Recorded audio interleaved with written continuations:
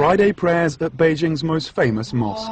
It may not match the majesty of Mecca, but this is still the most important place of Islamic worship in the Chinese capital. More than 12,000 Chinese Muslims made their way to Saudi Arabia to take part in this year's Hajj, the world's biggest pilgrimage. Many of the Beijing Muslims who couldn't make it to Mecca came here, or to the more than 50 other mosques scattered across the city. I'm inside Niujie Mosque. It's the oldest mosque in Beijing, and it's a focal point for the capital's Muslim community. Like other mosques across China, there are restrictions on this one. It has to be registered with the state, and the appointment of the imam has to be vetted by government officials. But despite those restrictions, people from across the capital flock here every week for Friday prayers. My family, my whole family, Muslim. So my father, my mother, grandfather, grandmother.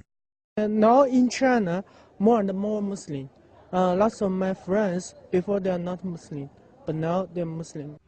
Chinese Muslims aren't technically allowed to attend the mosque before they're 18, though some parents clearly turn a blind eye to that law. The only Qurans allowed are those sanctioned by the state, and teaching the holy book in private is banned. Making the trip to Mecca is also controlled. Chinese Muslims have to join a tour if they want to take part in the pilgrimage. But Xia Zongping, a professor of Islamic studies at Peking University and a practicing Muslim himself, says life for China's Muslims is improving. He points to the growing number of mosques being built across the country. That includes women-only mosques and even female imams, rare in many parts of the Muslim world. There's also been a growth in the number of Islamic groups in the country. The Cultural Revolution was disastrous for all religions in China. Islam was badly affected during that time. But since reform and opening up in 1978, things have improved. Islam has a long history in China, dating as far back as the year 650, when the uncle of the Prophet Muhammad was said to have been sent as an official envoy to the Chinese emperor. Islam's influence can still be seen in many towns and cities across China, and Professor Xia says the religion is now seeing a revival. In southeastern China, there has been a religious revival as the economy, society and education have developed. In the northwest of the country, people practice a more traditional form of Islam. The government says there are now 23 million Muslims in China. Professor Xia says that number is increasing, but adds that the government statistics are unreliable. In China, it's your ethnic group that defines whether or not you're a Muslim, so all members of the Hui minority are considered Muslim, even though some Hui are not Muslims and some Han are Muslims.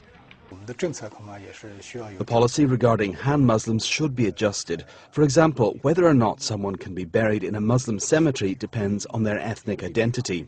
Under the current laws, it's unclear if a Han Muslim can be buried in a Muslim cemetery. Many places in the south of China, including Shanghai, have come across this problem. China's policy of restricting access to places of worship to those under the age of 18 has come under fire in the West. But Professor Xia says it's a law he supports. Children and teenagers haven't formed their view of the world and of life. If we force them to believe in a religion at a young age, they don't get the freedom to choose. I think it makes sense to allow them to grow up first and then give them the freedom to choose whichever religion they like. Of course, not everyone agrees with that. Ya Mohammed, an ethnic Uyghur and IT student at the Communication University of China, feels there's a lack of freedom. Things aren't so open here. The fact that we're only allowed to pray in the mosque from the age of 18 is an example of that.